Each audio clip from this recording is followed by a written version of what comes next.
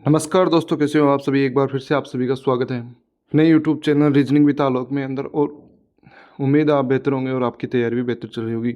आज हम सिलोक्स का पार्ट 3 स्टार्ट करने जा रहे हैं, जो आप सभी को SSC, bank, railway, other exam सभी के लिए बेहतरीन होने वाली क्लास। फर्स्ट पार्ट के अंदर हमने देखा था सिलोक्स का बेसिक कंसेप्ट। सेकंड पार्ट के अंदर हमने बेसिक कंसेप्ट के अंदर कुछ एग्जाम्पल और क्वेश्चन किए थे। तो आज भी हम बेसिक कंसेप्ट के साथ कुछ और जो कंसेप्ट हैं वो और उनके ऊपर कुछ क्वेश्चंस करेंगे। तो पार्ट फर्स्ट, जिसमें हमने ऑल, सम नॉट और नो का केस के बेसिक जो बातें हैं वो देखी थी।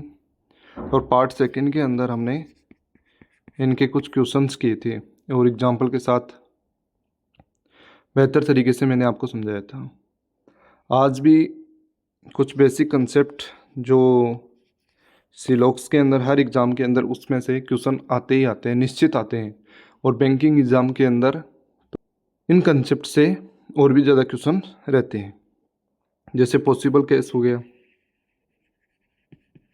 पॉसिबल केस के अलावा ओनली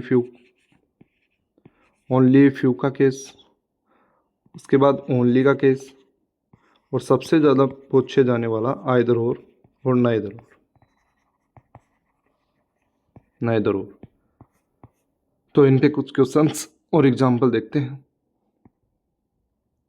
तो सबसे पहले है पॉसिबल केस। तो पॉसिबल केस जो कांट से में हमेशा रॉन्ग होता है, जो डाउटफुल रहता है हमेशा, वो क्या होता है, कांट से में रॉन्ग होता है। और कांट से में जो रॉन्ग होता है वो पॉसिबिलिटी के अंदर केस में सही माना जाता है। तो स्टेटमेंट क्या कहता है, कथन all book are pen, all book are pen, सभी बुक है पेन है। सम पेन आर केस, कुछ केस पेन जो है वो केस है। इनका ये वेन डायग्राम बन गया। जो कथन से हम जब निष्कर्ष निकालते हैं तो वो क्या कहते हैं, तो पहला जो निष्कर्ष है वो है some book are pen is a possibility.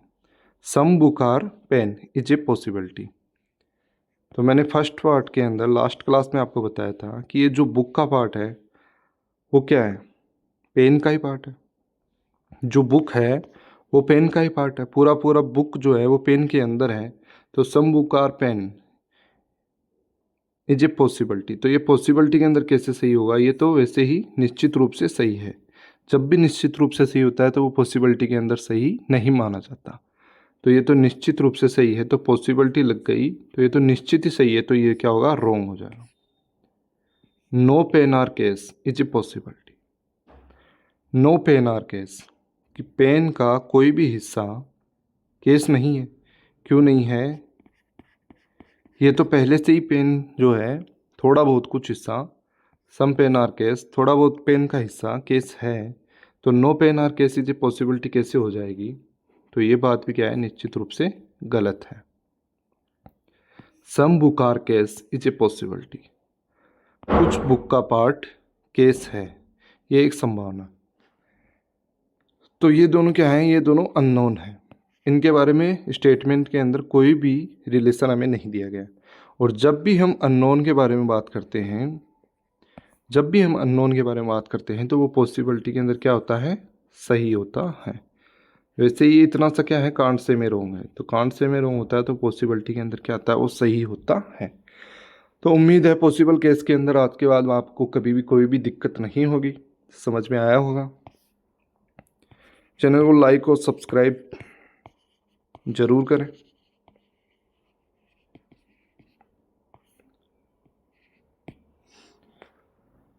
Second case देखते हैं। सेकंड केस है हमारा ओनली ए फ्यू। अगला कंसेप्ट है ओनली ए फ्यू या ओनली फ्यू भी जिसे हम कहते हैं। तो स्टेटमेंट के माध्यम से देखते हैं। स्टेटमेंट कहता है only few Y are Z, केवल कुछ वाई क्या है, जेड है। केवल कुछ ही वाई क्या है, जेड है। ये हमें स्टेटमेंट के अंदर निश्चित रूप से बोला गया है कि केवल कुछ ही वाई क्या है, जेड है। इसका मतलब पूरा का पूरा वाई जेड नहीं है, पूरा वाई जेड नहीं है। फर्स्ट कंक्लूजन क्या कहता है, सम वाई आर जेड, कि वाई का कुछ पार्ट जेड है। तो ये तो हमें दिख ही रहा है कि वाई का कुछ पार्ट जेड है, तो ये क्या है, सही है। सम जेड आर वाई, कुछ जेड का पार्ट वाई है, तो ये भी क्या है, सही है। All Y are Z, all Y are Z, ये क्या करेगा, जो स्टेटमेंट है उसको रॉन्ग कर देगा, क्योंकि स्टेटमेंट के अंदर बोल रहा है कि कुछ ही वाई का पार्ट क्या है, जेड है, जबकि ये बोल रहा है सभी वाई का पार्ट जेड है। तो सब के पूरा का पूरा वाई जो है जेड कभी नहीं हो सकता। एटलीस्ट कम से कम एक व्यक्ति तो वाई के घर के अंदर हमेशा रहेगा ही, पूरा का पूरा वाई जेड कभी नहीं हो सकता, इसलिए ये क्या है, रॉन्ग है। नो वाई आर जेड, कोई वाई जेड नहीं है, ये कैसे हो सकता है, कोई भी वाई जेड नहीं। कुछ पार्ट तो हमें बदला ही है कि कुछ पार्ट वाई का जेड है, तो ये भी क्या है, रॉन्ग है, ये निश्चित रूप से रॉन्ग है। जैसे एक कंक्लूजन आ जाए कि सम जेड आर नॉट वाई, कुछ जेड का पार्ट वाई नहीं है। अब कुछ तो है, लेकिन जो हमें कंक्लूजन बोल रहा है वो क्या बोल रहा है, वेकेंट के बारे में बात कर रहा हूँ। जब भी वेकेंट के बारे में बात करता है तो वो क्या होता है, कांट से में रॉन्ग होता है। और इसके अंदर यदि पॉसिबिलिटी लगा देते हैं तो पॉसिबिलिटी के अंदर क्या होता है, ये सही होता है, वैसे ये गलत है।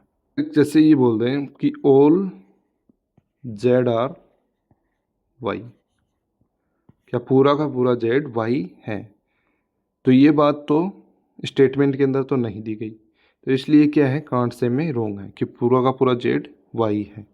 लेकिन इसके अंदर यदि ये बोल दे कि इज ए पॉसिबिलिटी, तो हमें जेड के बारे में तो नहीं बताया गया है ना कि ये थोड़ा सा है, तो ये जेड तो पूरा का पूरा जा सकता है, संभावना बन सकती है। तो जब भी कांट से में होता है तो संभावना के अंदर वो क्या होता है, सही हो जाता है। तो पूरा का पूरा जेड वाई हो सकता है संभावना में, लेकिन वाई कभी भी जेड नहीं हो सकता। तो ये ओनली फ्यू का केस जो बैंक, रेलवे, मेंस एग्जाम के अंदर क्वेश्चन इसके अंदर आते ही आते हैं हमेशा। तो कल की जो क्लास होगी उसके अंदर हम इन सारे जो मिक्स हैं, पूरे के पूरे जो कंसेप्ट हैं उनके ऊपर मिक्स क्वेश्चन करेंगे कल के चिप। फिर आता है ओनली का केस, यह सबसे इंपॉर्टेंट है, ओनली का केस। कथन ओनली ए आर बी, तो ओनली ए आर बी के अंदर जब भी ओनली का केस आता है तो हम इसे क्या करते हैं, रिवर्स में पढ़ते हैं, ऑल लगाकर। तो इसका क्या होगा, ऑल बी आर ए, कि पूरा का पूरा जो बी है वो ए है, केवल ए का ही रहेगा, जो बी है वो हमेशा ए का ही रहेगा, न तो ये बाहर जा सकता है और न ही बाहर से इसके अंदर कोई आ सकता है। सम बी आर सी, ये सम बी आर सी नहीं होगा, ये सम ए आर सी होगा, सम A R C, some A R C, कुछ ए का पार्ट सी है। निष्कर्ष क्या कहता है, ऑल बी आर सी, क्या सभी का सभी बी सी है, तो ये क्या है, निश्चित रूप से गलत है। ये some C are B is a possibility, कुछ सी का पार्ट बी हो सकता है, तो ये क्या हो सकता है, कटप्पा है बी, बी क्या है, किसी और के पास न तो जाएगा और न ही इसके पास कोई आ सकता है, तो ये कुछ सी का पार्ट बी कभी नहीं हो सकता, पॉसिबिलिटी के अंदर भी वो नहीं हो सकता, तो ये भी क्या है, डेफिनेट रॉन्ग है। All C are A is a possibility, all C are A is a possibility, हाँ, कि पूरा का पूरा जो सी है वो ए का पार्ट हो सकता है। कैसे हो सकता है, कि ऑल बी आर ए, ये घटप्पा हो गया, all C are A possibility, तो पूरा का पूरा सी भी ए के अंदर आ सकता है।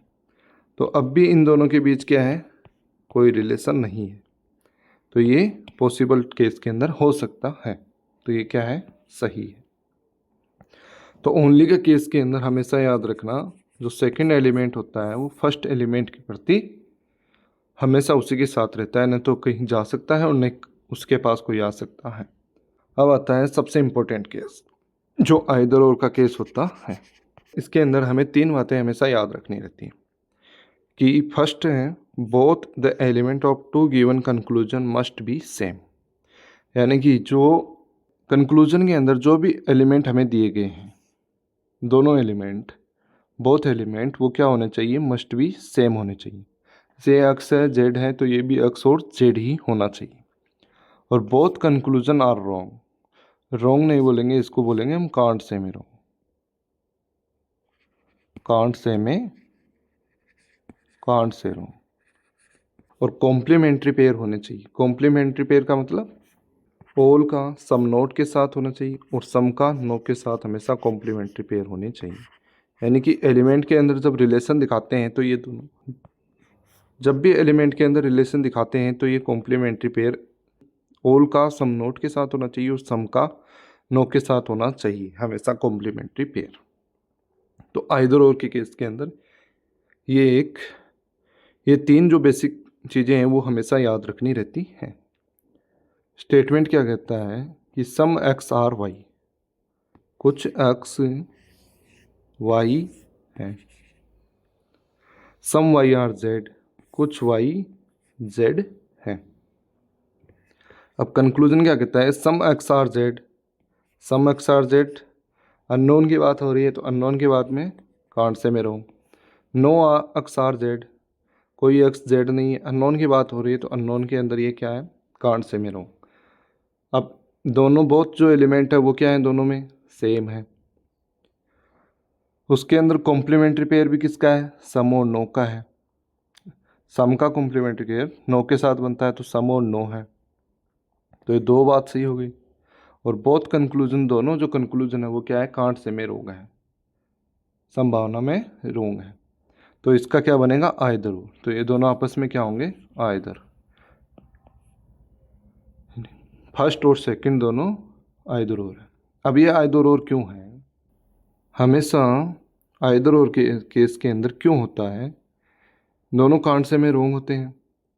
और यदि हम पहली बात को एकदम सही साबित करते हैं तो सेकंड जो बात है वो हमेशा रोंग होनी चाहिए। कैसे, जैसे अब हम मान लेते हैं कि ये बात सही है, सम अक्स आर जेड, कि कुछ जो अक्स का पार्ट है वो जेड है, कुछ अक्स का पार्ट क्या है, जेड है। सेकंड जो ये कंक्लूजन है वो क्या कहता है, नो अक्स आर जेड, कि कोई भी अक्स जेड नहीं। तो फर्स्ट कंक्लूजन के अंदर हमने ये साबित किया कि कुछ अक्स का पार्ट जेड है, तो इस सेकंड बोल रहा है कि नो अक्स आर जेड, कि कोई भी अक्स जेड नहीं है। ये तो हमें दिख रहा है कि अक्स का पार्ट कुछ क्या है, जेड है। तो ये क्या है, डेफिनेट रोंग हो जाता है। डेफिनेट रोंग होना चाहिए, न कि कांट से में रोंग। कांट से में रोंग होगा तो वो क्या होगा, नाइदर और। यानी ये कांट से में रोंग हो जाता तो वो क्या हो जाता, नाइदर और। डेफिनेट रोंग होना चाहिए, तभी ये दोनों आइदर और का केस बनता है। तो पहली बात को सही साबित किया तो दूसरी बात ऑटोमेटिकली डेफिनेट रोंग होगी। यदि हम सेकंड बात को सही साबित करते हैं तो फर्स्ट जो बात है वो डेफिनेट रोंग हो जाती है। अब ऑल और सम नोट के ऊपर देखते हैं। सेकंड आइदर और के अंदर ऑल और सम note, all X are Z, क्या सभी के सभी अक्स जो हैं वो जेड है। जब भी अननोन के बारे में बात होती है तो कांट से में रोंग, तो ये भी क्या है, कांट से में रोंग। सम अक्स आर नॉट जेड, कुछ अक्स जो हैं वो जेड नहीं है, तो ये भी अननोन है, तो कांट से में, डाउट में, ये भी रोंग। अब जैसे हम इस बात को सही साबित करते हैं कि ऑल अक्स आर जेड, सभी के सभी अक्स क्या हैं, वो जेड है। तो जो सेकंड बात है वो क्या होनी चाहिए, डेफिनेट रोंग होनी चाहिए। सम एक्स आर नॉट जेड, क्या कुछ एक्स का पार्ट जेड नहीं है, ये पूरा का पूरा एक्स जेड का पार्ट है, तो ये बात कैसे सही होगी, तो ये बात क्या है, रोंग है, और ये निश्चित रूप से रोंग हो जाएगी। तो ये दोनों आपस में क्या होंगे, आइदर और।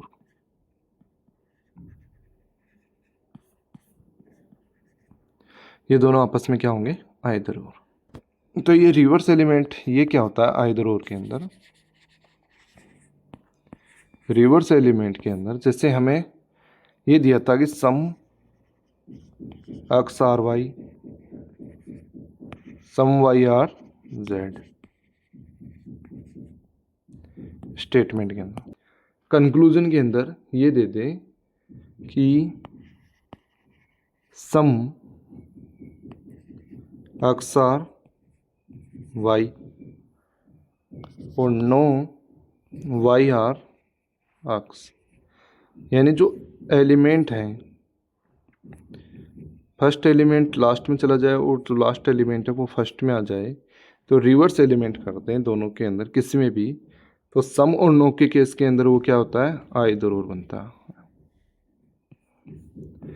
वो भी क्या होता है चाहे एलिमेंट चाहे ऐसे के ऐसे हो या फिर रिवर्स, इन दोनों एलिमेंट को आपस में रिवर्स भी कर दे, सम और नो के केस के अंदर वो हमेशा आइदर और बनता है। लेकिन ऑल और सम नोट के अंदर ये रिवर्स एलिमेंट नहीं कर सकते, वो हमेशा रिवर्स एलिमेंट कभी नहीं होते, वो जैसे हैं उसी जगह पर दोनों कंक्लूजन के अंदर उसी जगह पर रहने चाहिए। जेड एक्स जेड होगा ये, some X are Z, no Z are X, unknown के बारे में हुआ था ना। तो रिवर्स एलिमेंट का केस क्या कहता है, रिवर्स एलिमेंट का केस ये होता है कि जो एलिमेंट होते हैं वो आपस में इंटरचेंज हो जाए। रिवर्स का केस ये कहता है कि जो कंक्लूजन के अंदर जैसे सम का केस है तो सम एक्स आर जेड और नो जेड आर एक्स, तो जो भी एलिमेंट होते हैं वो आपस में इंटरचेंज हो जाए, जैसे ये लास्ट था तो ये फर्स्ट हो जाए, ये फर्स्ट है तो लास्ट हो जाए। तो जब भी सम और नो के केस के अंदर जो दोनों एलिमेंट हैं वो आपस में इंटरचेंज हो जाए तो वो आइदर और का केस बनाते हैं। लेकिन ऑल और सम नोट के अंदर इंटरचेंज एलिमेंट आपस में नहीं होते। वो क्यों नहीं होते वो देखते हैं। तो all X are Z, some Z are not X, तो इनका वेन डायग्राम कुछ एक्स वाई है कुछ वाई जेड है। अब जैसे हम इस बात को कन्फर्म साबित करते हैं, तो एलिमेंट को हमने इंटरचेंज नहीं किया तो ये इंटरचेंज, हाँ ये इंटरचेंज है। ऑल एक्स आर जेड, इस बात को हम सही करते हैं कि ऑल एक्स आर जेड, सभी एक्स जेड। दूसरा स्टेटमेंट कहता है कि सम जेड आर नॉट एक्स, कि कुछ जेड का पार्ट एक्स नहीं है। अब ये इस वेकेंट के बारे में बात कर रहा होगा, और जब भी वेकेंट के बारे में बात करते हैं तो वो क्या होता है कांट से में रोंग होता है, और जब भी वो कांट से में रोंग होता है तो वो पॉसिबिलिटी के अंदर क्या होता है सही होता है। तो हमें तो इसे डेफिनेटली रोंग साबित करना था, लेकिन ये तो कांट से में रोंग साबित हुआ है। तो जब भी कांट से में रोंग साबित होता है तो वो आइदर और का केस नहीं, वो नाइदर और का केस बनाता। तो ये क्या होता है नाइदर और। तो हमेशा याद रखना सम और नो के केस के अंदर को जब भी हम इंटरचेंज कर देते हैं तो वो क्या होता है आइदर और, लेकिन ऑल और सम नोट के केस के अंदर कॉम्प्लीमेंट्री पेयर को इंटरचेंज करने से वो आइदर और का केस नहीं, वो नाइदर और का केस बनाता है, क्योंकि जो दूसरा स्टेटमेंट होता है वो डेफिनेट रोंग नहीं होता, वो कांट से में रोंग होता है, इसलिए ये क्या बनाता है नाइदर और का केस बनाता है। अब आगे देखते हैं कैन नेवर का केस। ये लास्ट केस है जो बैंकिंग एग्जाम के अंदर खूब आता है, इससे खूब क्वेश्चन पूछे जाते हैं। Statement some A are B, कुछ ए बी है, सम बी आर सी, कुछ बी सी है, नो सी आर डी, सी और डी के बीच में कोई रिश्ता नहीं है। अब कंक्लूजन क्या कहता है, सम ए कैन नेवर बी डी, कि कुछ ए कभी भी डी नहीं हो सकते। ये दोनों आपस में क्यों नहीं हो सकते, क्योंकि ये दोनों आपस में कांट से में रोंग है, और जब भी कांट से में रोंग होते हैं तो वो पॉसिबिलिटी के अंदर क्या होते हैं पॉसिबल केस, हमेशा वो पॉसिबल केस बनाते हैं। तो पॉसिबल केस बनाते हैं तो ये तो हो सकते हैं, तो कैन नेवर भी तो ये कभी नहीं होंगे, मतलब ये बात क्या है रोंग है। Some B can never be D, B कभी भी डी नहीं हो सकता। ये तो वैसे तो अननोन है, आपस में तो दोनों अननोन है। किसी दूसरे एलिमेंट के कारण बी और डी के अंदर रिलेशन नहीं बन पाता, क्योंकि सी और डी के अंदर कोई रिलेशन नहीं है, न तो ये इसके अंदर जा सकता है न ही इसके अंदर जा सकता है। तो जो बी का कुछ पार्ट जो है ये वाला, वो सी के अंदर है। अब जब बी का कुछ पार्ट सी के अंदर है तो बी का जो कुछ पार्ट है वो कभी भी डी नहीं हो सकता, क्योंकि डी और सी के अंदर रिलेशन नो का है और सी का कुछ पार्ट क्या है, बी है। तो बी का जो ये पार्ट है सी के अंदर जो है वो कभी भी डी के अंदर नहीं जा सकता। तो इसलिए some B can never be D बात क्या होती है, सही हो जाती है।